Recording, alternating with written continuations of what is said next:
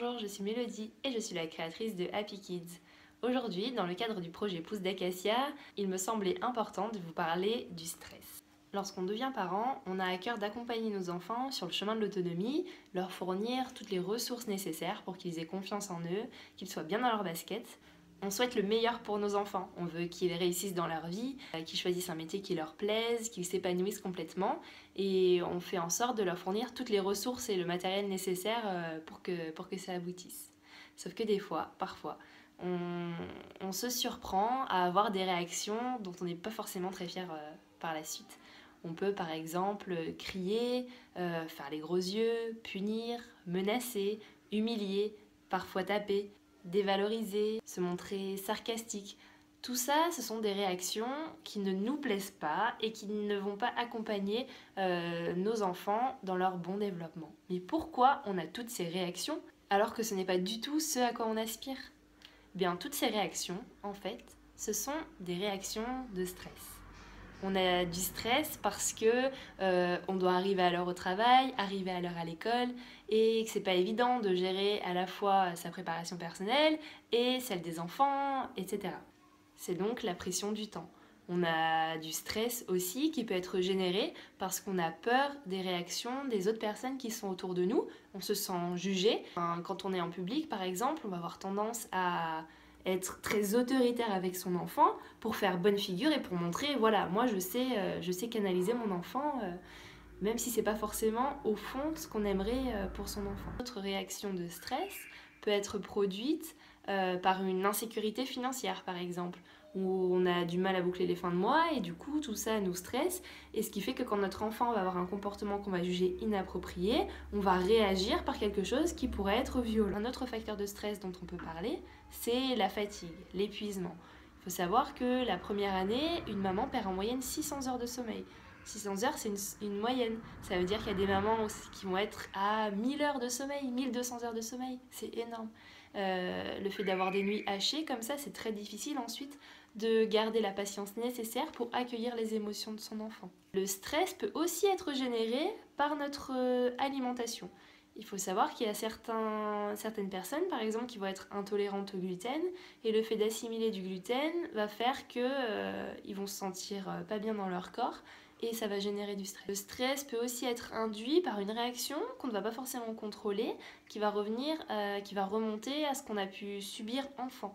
Par exemple, quand notre enfant crie ou tape, on va revoir peut-être son parent ou quelqu'un dans son environnement qui tapait dans ces situations-là, et donc c'est notre cerveau archaïque qui va réagir au quart de tour et qui va reproduire des situations comme ça.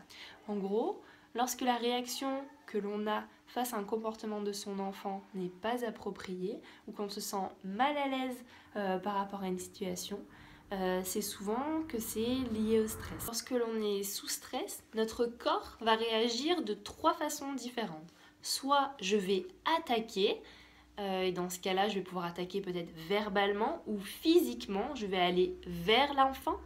Soit je vais au contraire fuir, je vais préférer m'isoler et me couper de ce qui peut se passer autour de moi. Ou soit je vais me figer complètement. C'est quand on dit les bras m'en tombent, par exemple, je ne sais pas quoi faire, je reste bouche bée devant ce que je vois.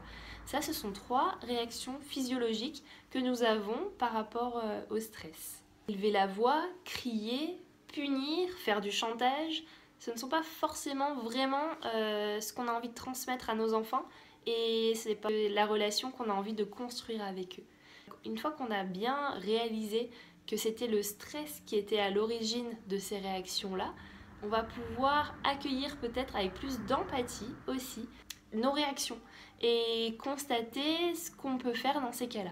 Par exemple, si je vois que lorsque mon enfant se roule par terre et tape des pieds, je vois que moi, ça me donne envie de crier, j'ai les poings qui se serrent, j'ai la mâchoire qui se crispe. Tout ça sont des signes physiques qui montrent que je suis sous stress. Donc dans ces cas-là, ce qu'on peut essayer de faire, c'est apprendre à gérer son stress, apprendre à prendre soin de soi.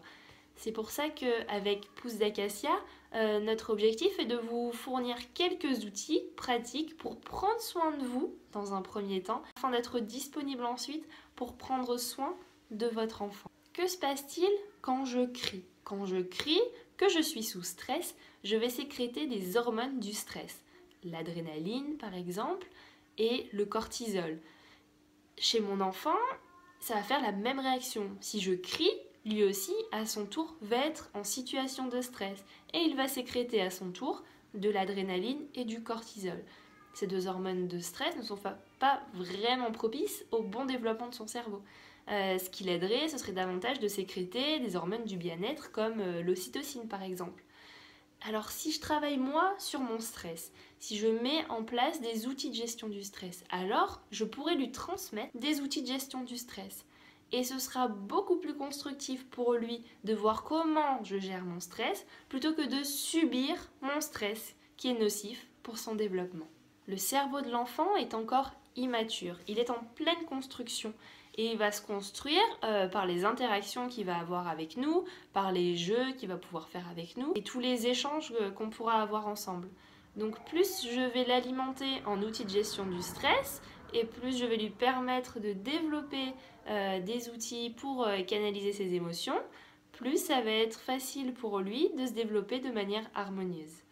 Lorsque je crie sur mon enfant, à cause de cette immaturité cérébrale, la réflexion qu'il y a dans son cerveau, dans sa tête, c'est « maman crie, elle ne m'aime plus ». C'est assez dur, mais c'est ce qui se passe réellement dans sa tête. Et c'est pas vraiment ce qu'on a envie de leur transmettre. On n'a pas envie de leur faire passer le message « maman ne t'aime plus ». Pour avoir des réactions appropriées par rapport au comportement de nos enfants, il va falloir calmer ce circuit de stress. Pour calmer ce circuit de stress, en fait, la priorité, ça va être déjà de prendre soin de nous et d'accueillir avec empathie ce stress qui peut nous submerger. Des fois, on se met vraiment beaucoup la pression pour être le parent parfait, mais ça n'existe pas déjà. C'est humain de ressentir ce stress-là et on a le droit d'être sous stress devant son enfant. On peut même profiter de cette occasion-là pour lui transmettre des outils de gestion de stress. Par exemple, si on sent que le stress nous envahit, à ce moment-là, on peut dire « Oh là là, je me sens vraiment extrêmement stressée là, qu'est-ce que je pourrais faire pour apaiser mon stress? Ah, je sais, je vais commencer par boire un verre d'eau. Ah, je bois un verre d'eau, déjà je sens que ça va un petit peu mieux, ça m'apaise, ça me soulage, et on va pouvoir faire ça avec différents outils. Ça va être par exemple, je vais respirer. Alors j'inspire de l'air par mon nez, et j'expire longtemps.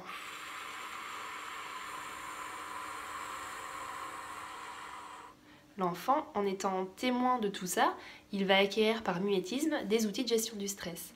On a plus envie de lui transmettre ce genre d'outils plutôt que des outils où on se met en fait à crier et à libérer les tensions qui sont présentes dans tout notre corps.